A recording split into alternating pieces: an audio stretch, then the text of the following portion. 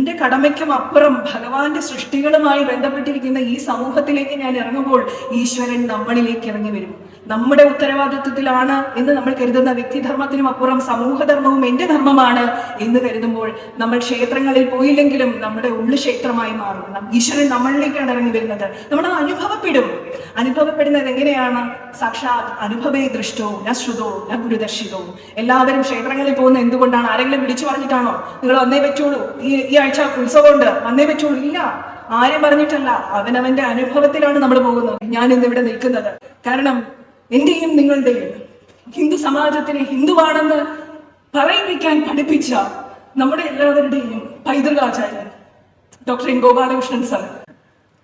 സത്യത്തില് ഞാൻ നിങ്ങളോട് സംസാരിക്കാനാണ് വന്നിരിക്കുന്നത്. വലിയ പ്രഭാഷണമൊന്നും നടത്താനല്ല, നമ്മൾ തമ്മിൽ സംസാരിക്കാനാണ്. ഞാൻ മാത്രം സംസാരിക്കുകയല്ല, നിങ്ങളിൽ നിന്നും ഒരുപാട് കാര്യങ്ങൾ എനിക്കും കേൾക്കാനുണ്ട്. ഇവിടെ ഇരിക്കുന്ന അമ്മമാര് കാരണമാണ് ഇന്ന് ഇങ്ങനെ ഒരു പരിഷത്തുണ്ടായത് തന്നെ. അതുകൊണ്ട് സത്യത്തിൽ അമ്മയെ അറിയാൻ എന്നുള്ളതിനേക്കാളും അമ്മമാര് നമ്മുടെ ധർമ്മത്തെക്കുറിച്ച് അറിഞ്ഞത് കൊണ്ടാണ് ഇതിൻ്റെ സംഘാടകർക്ക് ഇങ്ങനെയൊരു മഹാസംരംഭം ഉണ്ടാക്കാൻ സാധിച്ചത്. അതിന് അമ്മമാർക്ക് പാദ നമസ്കാരം നൽകുകയാണ്, ഈ സംഘാടകരുടെ എല്ലാവരുടെയും അമ്മമാർക്ക്. ഇനി അമ്മയെക്കുറിച്ച് അറിയാനും കൂടിയുണ്ട് കുറേ അധികം. കാരണം അമ്മമാര് ഭാരതത്തിൽ മാത്രം അമ്മമാർക്ക് ഒരു പ്രത്യേകതയുണ്ട്. കുട്ടികളിൽ മൂല്യങ്ങളും അവരുടെ വിദ്യാഭ്യാസവും അവരുടെ ഉയർച്ചയും മാത്രമല്ല ഭാരതത്തിൻ്റെ അമ്മമാരുടെ ലക്ഷ്യം. ഈ ഭാരതത്തിൻ്റെ സംസ്കാരം പകർന്നു കൊടുക്കുന്ന ഒരു മഹത് ദൗത്യം കൂടി നമ്മൾ ഭാരതീയരായിട്ടുള്ള അമ്മമാർക്കുണ്ട്. അതുകൊണ്ട് തന്നെയാണ് ലോകത്ത് പലയിടത്തും പല സംസ്കാരങ്ങളും, ഗ്രീക്ക്, ബാബിലോണിയൻ, സുമേറിയൻ, ഈജിപ്ഷ്യൻ, അങ്ങനെ അനേകം സംസ്കാരങ്ങൾ നശിച്ചു പോയിട്ടും നാമാവശേഷമായിട്ടും ഈ ഭാരതീയ സംസ്കാരം ഇന്നും പണ്ടത്തേതിനേക്കാൾ ശക്തിയായി നിലനിൽക്കുന്നത്. അത് അമ്മമാർക്കുള്ള ആദരവാണ്. നമ്മുടെ അമ്മമാര് കാരണമാണ് നമ്മൾ ഓരോരുത്തരും ഇന്ന് ഈ സഭയിൽ എത്തിയിരിക്കുന്നതും ഇത് കേൾക്കാൻ താല്പര്യപ്പെട്ടിരിക്കുന്നതും ഇങ്ങനെയുള്ള മഹാസംരംഭങ്ങൾ ഉണ്ടാകുന്നതും. ഇനി അമ്മയെ അറിയാൻ എന്നുള്ളതിനേക്കാളും അമ്മമാരറിയേണ്ട ഒരു കാര്യമുണ്ട്. നമ്മൾ സാധാരണ എക്കണോമിക്സിലൊക്കെ പറയാറുണ്ട്, എന്തും അധികമായി കഴിഞ്ഞാൽ അത് ഇൻഫ്ലേഷൻ, പണപ്പെരുപ്പമായി കഴിഞ്ഞാൽ ഒരുപാട് ബുദ്ധിമുട്ടുണ്ടാകും. വരുമാനത്തിന് മുകളിൽ സാധനങ്ങൾക്ക് വില കൂടിക്കഴിഞ്ഞാൽ അതിൽ വലിയൊരു ബുദ്ധിമുട്ടുണ്ടാകും നമുക്ക് ആ സാധനങ്ങൾ വാങ്ങിക്കാൻ. അതുപോലെ അമ്മമാരുടെ സമയം നമ്മൾ ഒരുപാട് കൊടുക്കുന്നത് നമ്മുടെ കുടുംബങ്ങളിലാണ്. അത് നമ്മുടെ വിചാരം ആ കൊടുക്കുന്ന സമയത്തിന് ഒരുപാട് മൂല്യമുണ്ടാകുമെന്നാണ്. തീർച്ചയായിട്ടും ഉണ്ട്. പക്ഷേ ആ അമ്മമാര് ഒരു പരിധിയിൽ കൂടുതൽ സമയം കൊടുക്കുമ്പോൾ, ഇക്വേഷൻ ഉണ്ട്, ഡിമാൻഡ് ആൻഡ് സപ്ലൈ എന്നാണ് പറയുക സാമ്പത്തിക ശാസ്ത്രത്തിൽ. അതിനെ എപ്പോഴും ഡിമാൻഡ് എക്സീഡ് സപ്ലൈ എന്ന് പറയുമ്പോൾ അവിടെ പ്രൈസ് റൈസ് ആവും, കൂടും. സപ്ലൈ കൂടിക്കഴിഞ്ഞു കഴിഞ്ഞാൽ ഡിമാൻഡ് കുറയും. ഇത് നമ്മുടെ എല്ലാ കുടുംബങ്ങളുടെയും പ്രശ്നങ്ങൾക്കൊരു കാരണമാണ്. അത് നമ്മൾ അറിയുന്നില്ല. നമ്മുടെ വിചാരം നമ്മൾ കൂടുതൽ കൊടുക്കും തോറും പ്രശ്നങ്ങൾ കുറയും, എല്ലാവരും തൃപ്തരാകും എന്നാണ്. അങ്ങനെയല്ല. ഒരു ചായ ഇടാനായിട്ട് ഒരു കപ്പ് ചായക്ക് എത്ര പഞ്ചസാര വേണം എന്നുള്ള അളവ് നമുക്ക് എല്ലാവർക്കും അറിയാം. നമ്മൾ അതിൽ കൂടുതൽ ഇട്ട് കഴിഞ്ഞാൽ എന്ത് സംഭവിക്കും? അത് ഇഷ്ടപ്പെടാത്ത രീതിയിലാകും. ഈ സമയം നമ്മൾ ഒരുപാട് കുടുംബത്തിന് മാത്രം കൊടുക്കാതെ ഒരല്പം സമയം, കൂടുതലൊന്നും ചോദിക്കുന്നില്ല. ഭഗവത്ഗീതയിൽ ഭഗവാൻ പറഞ്ഞിരിക്കുന്നത് പോലെ സ്വൽപ്പമൽപസ്യ ധർമ്മസ്യ എന്ന് പറഞ്ഞതുപോലെ നമ്മുടെ സ്വൽപ്പം സമയം നമ്മൾ സമാജത്തിന് വേണ്ടി കൂടി മാറ്റിവെക്കുക. അപ്പോൾ എന്തു പറ്റും? നിങ്ങളുടെ എല്ലാവരുടെയും ഡിമാൻഡ് കൂടും. സപ്ലൈ കുറച്ചൊന്ന് കുറയ്ക്കുക, അപ്പോൾ ഡിമാൻഡ് വളരെയധികം വർദ്ധിക്കും. ഇതിനെന്താണ് മനഃശാസ്ത്രപരമായിട്ട് ഒരു പരിഹാരമുള്ളത് അല്ലെങ്കിൽ ആശ്വാസമുള്ളത് എന്ന് ചോദിച്ചു കഴിഞ്ഞാൽ നിങ്ങൾ അത് അനുഭവിക്കാൻ തുടങ്ങുമ്പോൾ മാത്രമേ അതിൻ്റെ ആശ്വാസം മനസ്സിലാവുകയുള്ളൂ. കാരണം നമ്മുടെ ആവശ്യമുള്ള ഒരു സമൂഹം, നമ്മളെ ആവശ്യമുള്ള ഒരു സമൂഹം, നമ്മുടെ അനുഭവങ്ങൾ ആവശ്യമുള്ള സമൂഹം, പ്രത്യേകിച്ചും പ്രായമായവരുടെ, റിട്ടയർമെന്റ് ആയവരുടെ, പ്രൗഢ സദസ്സുകളുടെ സഹായവും സേവനവും സമയവും ആവശ്യമുള്ള ഒരു സമൂഹം നമുക്ക് പുറത്തുണ്ട്, നമ്മുടെ കുടുംബത്തിന് പുറത്തുണ്ട്. അത് നമ്മുടെ ധർമ്മമാണോ? ആണ്. കാരണം ഹൈന്ദവ ധർമ്മത്തിലെ 2 ധർമ്മം പ്രധാനമായിട്ട് പറയുന്നുണ്ട്, വ്യക്തിധർമ്മവും സമാജധർമ്മവും. ഈ വ്യക്തിധർമ്മം കഴിഞ്ഞിട്ടുള്ള സമയം നമ്മൾ സമാജധർമ്മത്തിന് വേണ്ടി മാറ്റിവെക്കുമ്പോൾ സമാജത്തിന് നമ്മളെ ഒരുപാട് ആവശ്യമുണ്ട് എന്ന് നമുക്ക് മനസ്സിലാകും. അതിന് നമ്മുടെ ഭാരതീയ സംസ്കാരത്തിൽ തന്നെയുള്ള ഒരു വരി എടുത്തിട്ട് നമുക്ക് അതിനെ ഇലാബറേറ്റ് ചെയ്യാനൊന്ന് വിശദമാക്കിയാൽ മതി.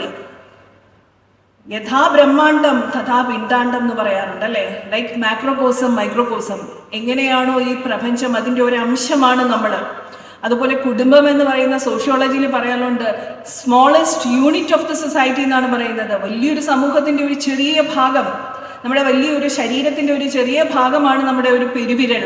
പക്ഷേ ആ പെരുവിരലിന് ഒരു ചെറിയൊരു വേദന ഉണ്ടായിക്കഴിഞ്ഞാൽ മുഴുവൻ ശരീരത്തിനെയും അത് ബാധിക്കും, ആ ശരീരം അതറിയും. അതുപോലെ നമ്മുടെ കുടുംബങ്ങളിൽ ഉണ്ടാകുന്ന അരക്ഷിതാവസ്ഥയാകട്ടെ, സുഖമില്ലായ്മയാകട്ടെ, പണമില്ലായ്മയാകട്ടെ, അതൊരു സമൂഹത്തിനെ മുഴുവനും ബാധിക്കും. എന്തുകൊണ്ടാണ് ഇത്രയധികം കസേരകൾ ഇവിടെ ഒഴിഞ്ഞു കിടക്കുന്നത്? എന്തുകൊണ്ടായിരിക്കാം?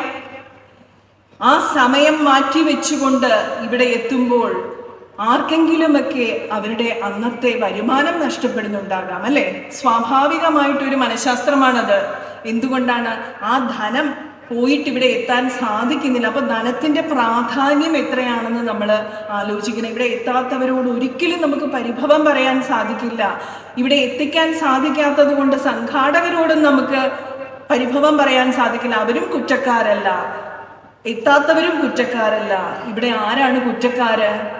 ആ ഒരു അവസ്ഥ, പണമില്ലായ്മ എന്നൊരവസ്ഥ നമ്മുടെ സമൂഹത്തിനുണ്ട്.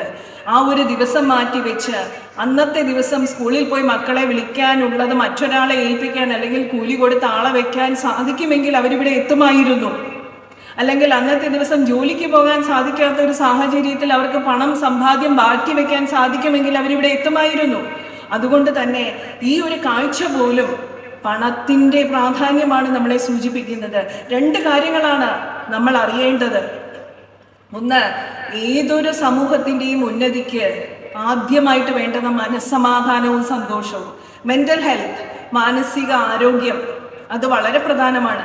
രണ്ട്, സാമ്പത്തിക ഭദ്രത. ഈ രണ്ട് കാര്യങ്ങൾ ശരിയായാൽ നമ്മുടെ ജീവിതം ശരിയായി. പക്ഷേ ഈ രണ്ട് കാര്യങ്ങളിലും പ്രശ്നമുണ്ടെന്ന് പലപ്പോഴും നമ്മൾ ചിന്തിക്കാറില്ല, അതിന് പരിഹാരം ഉണ്ടാക്കാറുമില്ല. എന്താണ് മാനസിക ആരോഗ്യം? ഞാൻ ആരെ ആക്രമിക്കാനൊന്നും പോകുന്നില്ലല്ലോ, ഞാൻ എൻ്റെ കാര്യം നോക്കി ജീവിക്കുകയില്ലേ മര്യാദയ്ക്ക്, ഞാൻ ആരോടും ദേഷ്യപ്പെടുന്നൊന്നുമില്ല, വയലൻ്റ് ആകുന്നില്ല. ഇതാണോ മാനസികാരോഗ്യം? അല്ല. സത്യത്തിൽ നമ്മൾ സമാധാനമായിട്ടിരിക്കുമ്പോൾ, നമുക്ക് സന്തോഷം അളവിലും കൂടുതൽ ഉണ്ടാകുമ്പോൾ അത് നമുക്ക് പകർന്നു കൊടുക്കാൻ ഒരു പ്രവണതയുണ്ടാകും. അത് ആർക്ക് കൊടുക്കണം? നമ്മുടെ വീട്ടിൽ ഒരു കുഞ്ഞ് ജനിച്ചു കഴിഞ്ഞാൽ, ഒരു സന്തോഷ കാര്യം, മംഗളകർമ്മം വീട്ടിലുണ്ടായി കഴിഞ്ഞാൽ നമ്മൾ എന്താ ചെയ്യുന്നത്? ഉടനെ കുറച്ച് സ്വീറ്റ്സ് വാങ്ങി നമ്മളുടെ പണത്തിൻ്റെ ഒരു അംശം ചിലവാക്കി നമ്മൾ സമൂഹത്തിലും കാണുന്നവർക്കും, ചിലപ്പോൾ പരിചയമില്ലാത്തവർ വന്നു കഴിഞ്ഞാൽ നമ്മൾ ഡിസ്ട്രിബ്യൂട്ട് ചെയ്യും അല്ലേ? എല്ലാവരും കൊടുക്കും. എന്താണ്? ആ സന്തോഷം പങ്കുവെക്കുന്നതാണ്.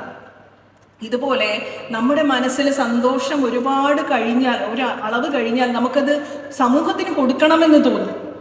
അങ്ങനെ ഒരു സന്തോഷം ഉണ്ടാകുമ്പോഴാണ് ആ സമൂഹത്തിന് ആ സന്തോഷത്തിൻ്റെ ഒരു പങ്ക് കിട്ടുന്നത്. നമ്മൾ കാണാറുണ്ട് വലിയ വലിയ ബിസിനസ്സുകാർ, ധനികരൊക്കെ, അവർക്ക് എന്തെങ്കിലുമൊക്കെ ഒക്കേഷൻസ് അല്ലെങ്കിൽ മറ്റെന്തായിക്കോട്ടെ, ചിലപ്പോൾ ഒരു ഉത്സവമായിരിക്കാം, ഒരു ദീപാവലി ആയിരിക്കാം, അതുമല്ലെങ്കിൽ കുടുംബത്തിൽ ഒരു മക്കളുടെ കല്യാണമായിരിക്കാം, ഒരു ഗ്രാമം തന്നെ ദത്തെടുത്ത് അന്നത്തെ ദിവസം ആ ഗ്രാമക്കാർക്ക് മുഴുവനും അവർ ആഹാരം നൽകുകയും അന്ന് അവർക്ക് ജോലിക്ക് പോകാണ്ടാത്ത വിധം അവരുടെ അന്നം നൽകുകയും ചെയ്യുന്നത് നമ്മൾ കാണാറുണ്ട്. കാരണം നമുക്ക് എന്താണോ എക്സസ് ഉണ്ടാകുന്നത് അതിലൊരു അംശം നമ്മൾ കൊടുക്കാനുള്ള ഒരു പ്രവണതയുണ്ടാകും. അത് മാനസികാരോഗ്യത്തിൻ്റെ കാര്യത്തിൽ സന്തോഷം അതിര് കഴിയുമ്പോഴാണ് സമൂഹത്തിലേക്ക് ഇറങ്ങണം എന്ന് നമുക്ക് തോന്നുന്നത്. സമാധാനം ഒരു പരിധി വിടുമ്പോഴാണ് സമൂഹത്തിലേക്ക് ഇറങ്ങണമെന്ന് നമുക്ക് തോന്നുന്നത്. അതുപോലെ തന്നെ സാമ്പത്തിക ഭദ്രത ഉണ്ടെങ്കിലാണ് ഒരു ദിവസം നമുക്ക് നമ്മുടെ ഹൈന്ദവ ധർമ്മത്തിന് അല്ലെങ്കിൽ സമാജത്തിന് മാറ്റിവെക്കാൻ സാധിക്കുമെന്ന് നമുക്ക് തോന്നുന്നത്. ഇന്നലെ ഞാൻ ചെങ്ങന്നൂർ മഹാദേവ ക്ഷേത്രത്തിലും ആറന്മുള ശ്രീകൃഷ്ണസ്വാമി ക്ഷേത്രത്തിലും ഉളനാട് കൃഷ്ണക്ഷേത്രത്തിലും പോകാനിടയുണ്ടായി. അവിടെ ചെന്നപ്പോൾ ഞാനൊരു അമ്മയോട് ചോദിച്ചു, ചെങ്ങന്നൂർ അമ്പലത്തിൽ ചെങ്ങന്നൂർ ദേവി തൃപ്പൂത്താകുമ്പോൾ എങ്ങോട്ടാണ് മാറ്റിയിരുത്തുന്നതെന്ന് കാണിച്ചു തരാമോ എന്ന് ചോദിച്ചു. ആ അമ്മ കാല് വയ്യാത്തൊരമ്മയാണ്. എന്നെ ഉത്സാഹിച്ച് അവിടെ ഇരിക്കുന്നിടത്ത് നിന്ന് ചാടി എണീറ്റിട്ട്, ആ മോളെ ഞാൻ കാണിച്ചു തരാം, എവിടെ നിന്നാണ് വരുന്നത് എന്ന് ചോദിച്ചു. ഞാൻ പറഞ്ഞു, ഇവിടെ തന്നെ, ഞാൻ കുറച്ച് ദൂരെയാണ് താമസം. എന്തിനാ അവിടെ പോയി താമസിക്കുന്നത്? എൻ്റെ വീടില്ലേ, ഇവിടെ വന്ന് താമസിക്കായിരുന്നല്ലോ ഇത് കാണാനായിട്ട്. ഇപ്പോഴാണ് ദേവി തൃപ്പൂത്തായത്. ഞാൻ തിരുവനന്തപുരത്തുകാരിയാണ്, അതുകൊണ്ട് എനിക്കിത് കേൾവിയേ ഉള്ളൂ. എപ്പോഴും ആഗ്രഹമുണ്ട് ഇതൊന്ന് കാണണം. ഇങ്ങനെ വാർത്തകളിൽ കേൾക്കുമ്പോൾ ഇത്രയും മഹാത്ഭുതം നടക്കുന്ന ഒരു ക്ഷേത്രം എന്തുകൊണ്ടാണ് നമുക്ക് രണ്ടാം കൈലാസമാക്കി മാറ്റാൻ സാധിക്കാത്തത്? പ്രിയപ്പെട്ട പത്തനംതിട്ട ജില്ലക്കാരെ, ഞാൻ നിങ്ങളോട് ചോദിക്കുകയാണ്. കാരണം ഞാൻ ഈ ജില്ലയിലോട്ട് കടന്നു വന്നപ്പോൾ എൻ്റെ ശരീരം മുഴുവനും ഒരു ഷോക്ക് അടിക്കുന്ന പ്രതീതിയായിരുന്നു.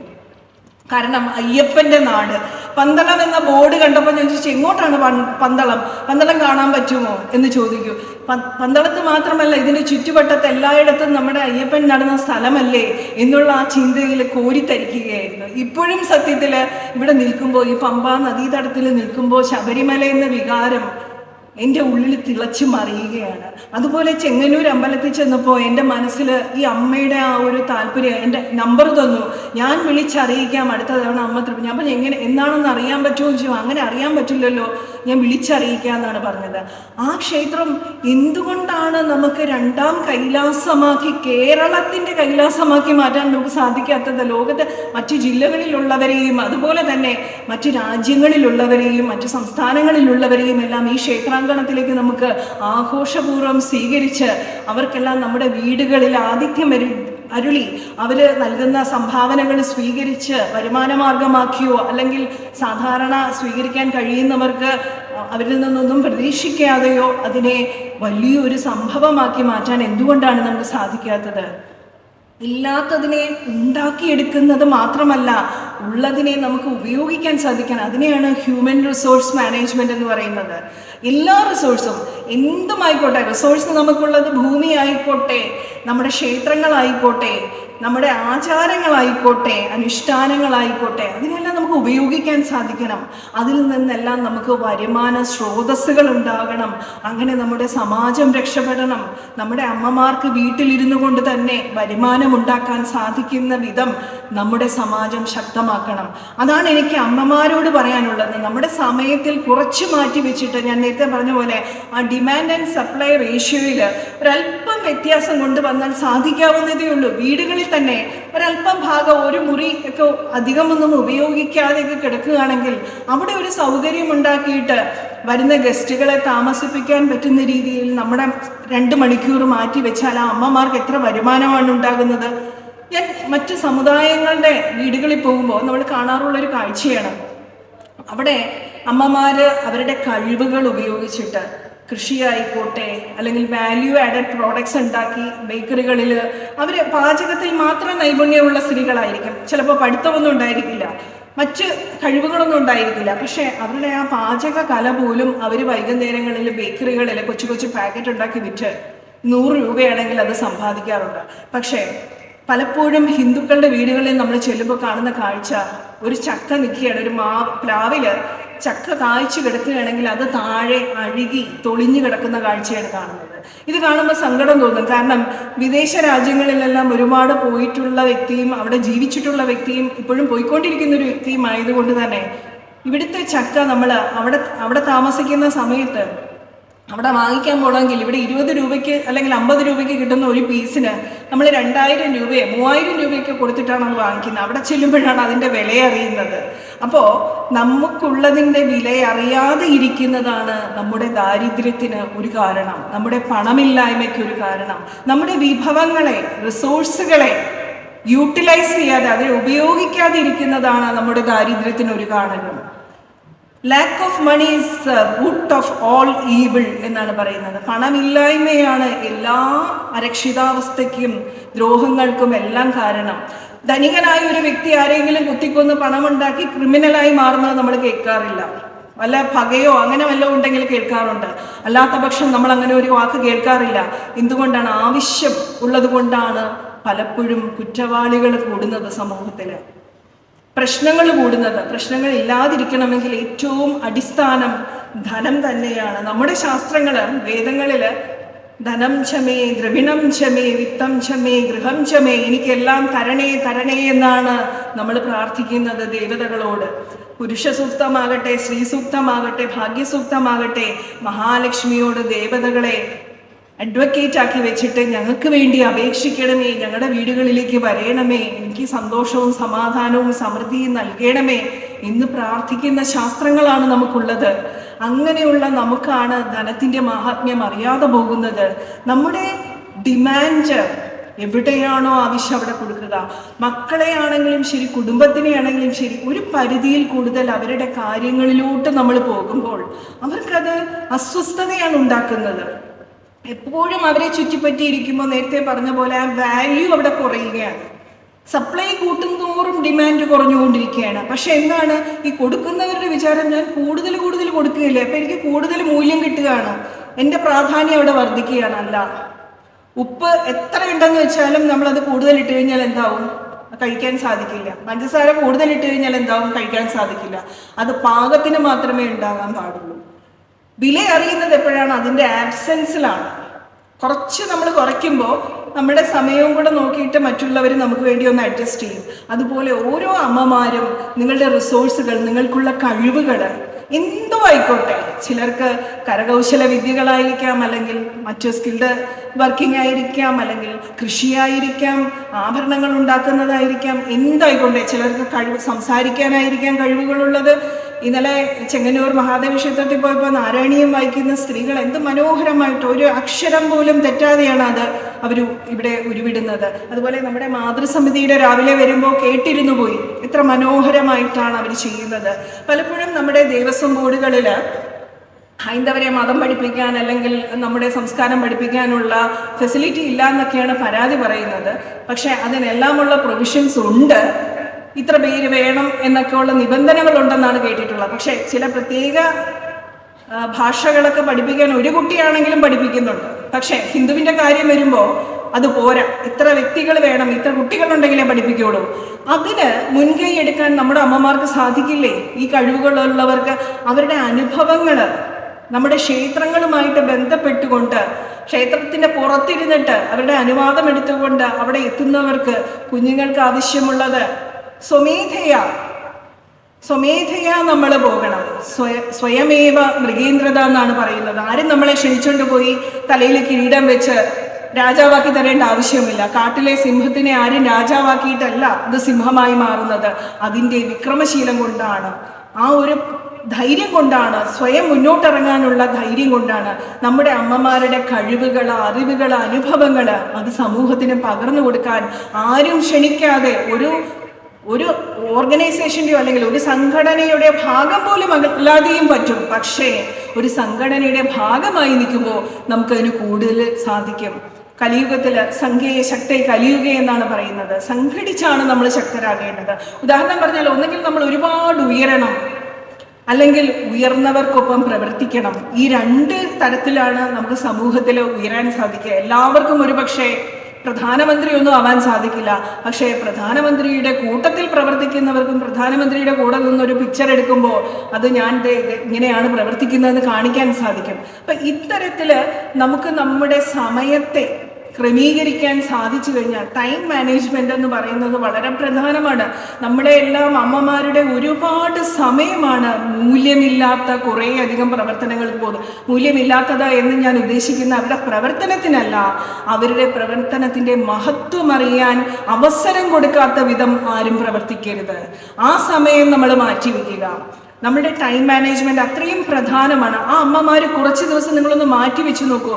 നമ്മുടെ സമാജവുമായി ബന്ധപ്പെട്ടിട്ടുള്ള നിങ്ങൾക്ക് ഇഷ്ടമുള്ള സംഘടനകൾ, മാതാ അമൃത, വിശ്വഗുരുവായിട്ടുള്ള മാതാ അമൃതാനന്ദമയി അമ്മ പ്രവർത്തിക്കുന്നുണ്ട്, അല്ലെങ്കിൽ ശ്രീ രവിശങ്കർ സ്വാമി പ്രവർത്തിക്കുന്നുണ്ട്. സനാതന ധർമ്മ പാഠശാലയിലെ ഒരംഗമാണ് ഇവിടെ ഇരിക്കുന്ന. കൊല്ലത്തു നിന്ന് എത്തിയിട്ടുള്ള അമ്മമാരടക്കം ഇവിടെ എത്തിയിട്ടുണ്ട് നമ്മുടെ അതിഥികളായിട്ട്. അങ്ങനെ ഒരുപാട് പേര് ഈ എല്ലാ ജില്ലകളിലും പോയി പ്രവർത്തിക്കുന്നവരുണ്ട്. ഞാനിപ്പോൾ അംഗമായിട്ടുള്ള പാഞ്ചജന്യം മഹത്തായ ഒരു സംഘടനയാണ്, ദേശീയ തലത്തിൽ പ്രവർത്തിക്കുന്ന ഒരു സംഘടനയാണ്. അതിൻ്റെ പ്രധാനപ്പെട്ട കോർ കമ്മിറ്റി മെമ്പർ ശ്രീകുമാർ ഇരിപ്പക്കാട്ടിൽജിയാണ് എന്നെ ഇവിടെ ക്ഷണിച്ചത് തന്നെ. അദ്ദേഹം കേരളത്തിൻ്റെ പാഞ്ചജന്യം സെക്രട്ടറിയുമാണ്. പാഞ്ചജന്യത്തിനോടൊപ്പം പ്രവർത്തിക്കാൻ സാധിക്കുന്നവർക്ക് അങ്ങനെ പ്രവർത്തിക്കാം, ഇഷ്ടമുള്ള രീതിയിൽ പ്രവർത്തിക്കാവുന്നതാണ്. അങ്ങനെ നമ്മൾ പ്രവർത്തിച്ചു കഴിയുമ്പോൾ നിങ്ങൾക്ക് വീട്ടിൽ നൽകുന്ന സമയത്തിന് കിട്ടുന്ന മൂല്യം തിരിച്ചു കിട്ടുന്നില്ല എന്നുള്ള പരാതി ഒരിക്കലും ഉണ്ടാവില്ല. കാരണം നിങ്ങളെ ആവശ്യമുള്ളവർ ഒരുപാട് പേരുണ്ട് ഈ ലോകത്ത്. നമ്മൾ ടേക്കൺ ഫോർ ഗ്രാൻഡഡ് എന്ന് പറയാറുണ്ട്. വീട്ടിലുള്ള അമ്മ രാവിലെ എണീറ്റ് കറി ഉണ്ടാക്കുന്നു, പാചകം ചെയ്യുന്നു, മക്കളത് കഴിക്കുന്നു, പോകുന്നു, അവർക്കതൊരു പ്രത്യേകതയില്ല. പക്ഷേ അപ്പുറത്തെ ഒരു അമ്മ നമുക്കൊരു അസുഖം വരുമ്പോൾ ഇവിടെ വന്ന് ഒരു ദിവസം നമുക്ക് വേണ്ടി അവർ പാചകം ചെയ്തു തന്നാൽ നമ്മളത് ഒരു ജന്മം മുഴുവനും ഓർക്കാറുണ്ട്. ഓ ആ അമ്മയാണ് എനിക്ക് വയ്യാതെ കിടന്നപ്പോൾ വന്ന് എനിക്ക് വേണ്ടതൊക്കെ ചെയ്തു തന്നല്ലേ. ഇതാണ് ഒരു സോഷ്യൽ സൈക്കോളജി. നമ്മളുടെ ഉത്തരവാദിത്വത്തിൽ പെടുന്നില്ല എന്ന് നമ്മൾ കരുതുന്ന കാര്യങ്ങൾ നമ്മൾ സമൂഹത്തിന് വേണ്ടി ചെയ്തു കൊടുക്കുമ്പോൾ ഇതിൻ്റെ ഒരു എക്സ്റ്റൻഷൻ, ഞാൻ നേരത്തെ പറഞ്ഞ പോലെ ഒരു യഥാ ബ്രഹ്മാണ്ടം തഥാ പിണ്ടാണ്ടം എന്ന് പറഞ്ഞ പോലെ ആ രീതിയിൽ നമ്മൾ കാണുമ്പോൾ, സമൂഹത്തിലേക്ക് നമ്മൾ ഇറങ്ങി ചെല്ലുമ്പോൾ ഈശ്വരശക്തിയും ഇതുപോലെ തന്നെയാണ് എന്ന് മനസ്സിലാക്കാം. നമ്മുടെ ക്ഷേത്രങ്ങളിൽ ചെട്ടികുളങ്ങര ഭരണി നാളുമായിട്ട് ചേർന്നിട്ടാണെന്ന് തോന്നുന്നു കൊഞ്ചും മാങ്ങയും എന്ന് പറയുന്ന ഒരു ഐതിഹ്യമുണ്ട്. എല്ലാവർക്കും അറിയുന്ന ഒരു കാര്യമാണ് അല്ലേ. അതെന്താണ്? 4 കൊഞ്ചും മാങ്ങയും ഉണ്ടാക്കി വെച്ചിരിക്കുകയാണ്. അത് കരിയരുതേ അമ്മേ, തിരിച്ചു വരുമ്പോൾ അത് കരിയാതെ അമ്മ കാത്തു രക്ഷിച്ചു. എത്ര ആഘോഷത്തോടു കൂടിയിട്ടാണ് നമ്മൾ ആ ഓർമ്മകൾ ഇന്നും റീക്രിയേറ്റ് ചെയ്തല്ലേ. എല്ലാവരും അതുണ്ടാക്കിക്കൊണ്ടാണ് ആ ഓർമ്മ പുതുക്കുന്നത്. ഇതുപോലെയാണ് ഈശ്വരനും മനുഷ്യനും തമ്മിലുള്ള ബന്ധം. നമ്മളും ഈശ്വരനുമായിട്ടുള്ള ആ ബന്ധം നമ്മൾ ചെന്ന് എൻ്റെ കടമയ്ക്കും അപ്പുറം ഭഗവാന്റെ സൃഷ്ടികളുമായി ബന്ധപ്പെട്ടിരിക്കുന്ന ഈ സമൂഹത്തിലേക്ക് ഞാൻ ഇറങ്ങുമ്പോൾ ഈശ്വരൻ നമ്മളിലേക്ക് ഇറങ്ങി വരും. നമ്മുടെ ഉത്തരവാദിത്വത്തിലാണ് എന്ന് നമ്മൾ കരുതുന്ന വ്യക്തിധർമ്മത്തിനും അപ്പുറം സമൂഹധർമ്മവും എൻ്റെ ധർമ്മമാണ് എന്ന് കരുതുമ്പോൾ നമ്മൾ ക്ഷേത്രങ്ങളിൽ പോയില്ലെങ്കിലും നമ്മുടെ ഉള്ളു ക്ഷേത്രമായി മാറും. ഈശ്വരൻ നമ്മളിലേക്കാണ് ഇറങ്ങി വരുന്നത്. നമ്മളത് അനുഭവപ്പെടുന്നത് എങ്ങനെയാണ്? സാക്ഷാത് അനുഭവേ ദൃഷ്ടോ ന ശ്രുതോ ന ഗുരുദർശിതോ. എല്ലാവരും ക്ഷേത്രങ്ങളിൽ പോകുന്ന എന്തുകൊണ്ടാണ്? ആരെങ്കിലും വിളിച്ചു പറഞ്ഞിട്ടാണോ നിങ്ങൾ വന്നേ പറ്റുള്ളൂ, ഈ ആഴ്ച ഉത്സവമുണ്ട് വന്നേ പറ്റുള്ളൂ? ഇല്ല, ആരും പറഞ്ഞിട്ടല്ല. അവനവൻ്റെ അനുഭവത്തിലാണ് നമ്മൾ പോകുന്നത്. ആരെങ്കിലും പറഞ്ഞു കേട്ടിട്ടാണോ? ഗുരു പറഞ്ഞു കേട്ടിട്ടോ എവിടെയും കേട്ടിട്ടാണോ? അല്ല, നമുക്ക് തന്നെ അനുഭവങ്ങൾ ഉണ്ടാകും. ഞാൻ ഇന്ന ക്ഷേത്രത്തിൽ പോയി ഇന്ന സങ്കല്പം ചെയ്ത് പ്രാർത്ഥിച്ചപ്പോൾ എനിക്കൊരു ഫലമുണ്ടായല്ലോ എന്നൊരു ചിന്ത നമുക്കുണ്ടാകും. അത് നമ്മുടെ അനുഭവമാണ്. ഇതിലും എത്രയോ ഇരട്ടി അനുഭവം നമ്മൾ സമാജധർമ്മം ഏറ്റെടുക്കുമ്പോൾ സാധിക്കും. മറ്റൊന്ന്, wherever your energy flows, attention goes എന്നാ പറയുന്നത്. എങ്ങോട്ടാണോ നമ്മുടെ ശ്രദ്ധ പോകുന്നത് അങ്ങോട്ടാണ് നമ്മുടെ ഏത് എനർജിയും വരുന്നത്. നമ്മൾ നല്ല കാര്യങ്ങളിലേക്ക് ശ്രദ്ധിക്കുമ്പോൾ തിന്മയെന്നൊന്നും ഇല്ല. സത്യത്തിൽ നമ്മൾ വിചാരിക്കുന്നത് തിന്മയും നന്മയൊക്കെ ഉണ്ട്, തിന്മ ചെയ്യുന്നവർ മൊത്തം മോശക്കാരാണ്, നന്മ ചെയ്യുന്നവർ മാത്രമാണ് നല്ലതെന്നൊക്കെ വിചാരിക്കും. അങ്ങനെയൊന്നുമില്ല. ബാലൻസിങ് തന്നെയാണ്. പ്രപഞ്ചം മുഴുവനും നമുക്ക് നോക്കിക്കഴിഞ്ഞാൽ മാനിനെ സിംഹം പിടിക്കുന്നു, ഇതൊക്കെ തിന്മയായിട്ട് നമുക്ക് തോന്നും. പക്ഷേ ഇതെല്ലാം സൃഷ്ടിയുടെ നിലനിൽപ്പിന് വേണ്ടി ഒരു പ്രകൃതി ശക്തി ഉണ്ടാക്കിയിരിക്കുന്നതാണ്. ആ ഒരു തോന്നലിൽ നമ്മൾ വിചാരിക്കും എനർജിയെ മനസ്സിലാക്കാൻ സാധിക്കില്ല. സീരിയലുകളൊന്നും മോശമാണെന്ന് ഒരു അഭിപ്രായവും എനിക്കില്ല. പക്ഷേ സീരിയലുകൾ കാണുന്ന സമയം അത് സന്ധ്യകളാണ്. ആ സന്ധ്യ സനാതനധർമ്മത്തിൻ്റെ വിശ്വാസപ്രകാരം ഒരു പ്രതിസന്ധി എന്നൊക്കെ പറയുന്ന പോലെ പകലിൽ നിന്ന് രാത്രിയിലേക്കും രാത്രിയിൽ നിന്ന് പകലിലേക്കും പോകുന്ന ഒരു ജോയിൻറ്റ് ഒരു ഏരിയയാണ്.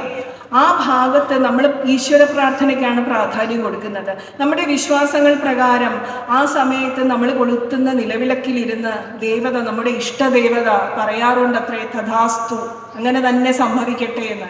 ഈ സമയങ്ങളിൽ നമ്മൾ സീരിയലുകളിൽ വെക്കുമ്പോൾ വീട്ടിൽ അടിയും ബഹളവും തല്ലും ഇതൊക്കെയാണ് അന്തരീക്ഷത്തിൽ നിറയുന്നത്. അപ്പോൾ അന്തരീക്ഷത്തിന് ഈ ശബ്ദങ്ങളെ വേർതിരിക്കാനുള്ള ശക്തി ഉണ്ടോ എന്ന് ചോദിച്ചു കഴിഞ്ഞാൽ ഇല്ല. കാരണം അതുകൊണ്ടാണല്ലോ നമുക്ക് പറയാൻ സാധിക്കാത്ത സമയത്ത് നമ്മൾ ഒരു യൂട്യൂബിൽ കൂടി നമ്മൾ ലളിതാ സഹസ്രനാമമോ ഒക്കെ കേൾക്കാറുണ്ട്. ചൊല്ലാൻ സാധിച്ചില്ലെങ്കിൽ ആ ശബ്ദതരംഗത്തിന് നമ്മുടെ വായിൽ നിന്ന് വരുന്നതാണോ ഒരു ടെക്നോളജിയിൽ കൂടി വരുന്നതാണോ എന്നുള്ള വ്യത്യാസങ്ങളൊന്നുമില്ല. അപ്പം ഈശ്വര സ്മരണയാണ് അവിടെയും നമുക്ക് പ്രാധാന്യമുള്ള. ക്ഷേത്രങ്ങളിൽ നമ്മൾ അതുകൊണ്ടാണല്ലോ ഭജനകളൊക്കെ വെക്കുന്നത്. മൈക്കിൽ കൂടി കേൾക്കുന്നുണ്ടോ റെക്കോർഡ് ചെയ്തതാണോ എന്നൊന്നും അവിടെ അന്തരീക്ഷത്തിന് വ്യത്യാസമൊന്നുമില്ല. ഈ ഒരു സാഹചര്യത്തിൽ നമ്മൾ അത് വീട്ടിൽ ആ സമയത്ത് വെക്കുമ്പോൾ നമ്മുടെ ജീവിതത്തിലേക്ക് ഈ എനർജി അട്രാക്റ്റഡ് ആയിട്ട് വരും. നേരത്തെ പറഞ്ഞ പോലെ energy flows where attention goes. നമ്മുടെ ശ്രദ്ധ അതിലേക്ക് പോകുമ്പോൾ ആ എനർജി നമ്മളിലേക്ക് വരും. ആ എനർജി വരാതിരിക്കണമെങ്കിൽ ആ സമയങ്ങൾ നിങ്ങൾ ഓരോരുത്തരോടും, ഇവിടെ എത്തിയിരിക്കുന്ന ഓരോ വ്യക്തികളോടും വിനീതമായിട്ട് അഭ്യർത്ഥിക്കുകയാണ്. സന്ധ്യകളെങ്കിലും നമുക്ക് സമാജ സന്ധ്യകളാക്കാൻ സാധിക്കട്ടെ. സീരിയൽ സന്ധ്യകളെ മാറ്റിയിട്ട് നമുക്ക് സമാജത്തിലേക്ക് ഇറങ്ങാം. നിങ്ങൾ കൂട്ടായ്മകളിൽ ചെന്ന് നോക്കൂ. ആ സംഘടനകളുമായിട്ട് ചേർന്നിട്ട് ആ സമൂഹത്തിൻ്റെ പ്രശ്നങ്ങൾ, ഓരോ വീട്ടിൽ ഒരു സുഖമില്ലാത്ത ഒരു അമ്മ കിടക്കുന്നു അല്ലെങ്കിൽ അച്ഛൻ കിടക്കുന്നു, നമ്മുടെ ഒരു അരമണിക്കൂർ സേവനം നമുക്ക് അവിടെ കൊടുക്കാൻ സാധിച്ചു കഴിഞ്ഞാൽ നിങ്ങൾക്ക് അവിടെ നിന്ന് എത്രയോ ഇരട്ടി സ്നേഹം നിങ്ങൾക്ക് തിരിച്ചു കിട്ടും. നിങ്ങളുടെ മനസ്സിന് എത്രത്തോളം സന്തോഷം കിട്ടുമെന്ന് ആലോചിച്ച് നോക്കൂ. നേരത്തെ പറഞ്ഞ സാമ്പത്തിക ഭദ്രതയും മനസമാധാനവും സന്തോഷവും എന്നുള്ള സങ്കല്പം പരസ്പര പൂരകമാണ്. ഇത് രണ്ടും നടത്താൻ ഈ സമയങ്ങൾ ഉപയോഗിക്കാം. നിങ്ങളുടെ കഴിവുകൾ കൂട്ടായ്മകളിലൂടെ ആ സമയങ്ങൾ വരുമാനമുണ്ടാക്കാൻ ഉപയോഗിക്കുക, സേവനത്തിനും ഉപയോഗിക്കുക. അങ്ങനെ സമാജത്തെ ശക്തരാക്കുക.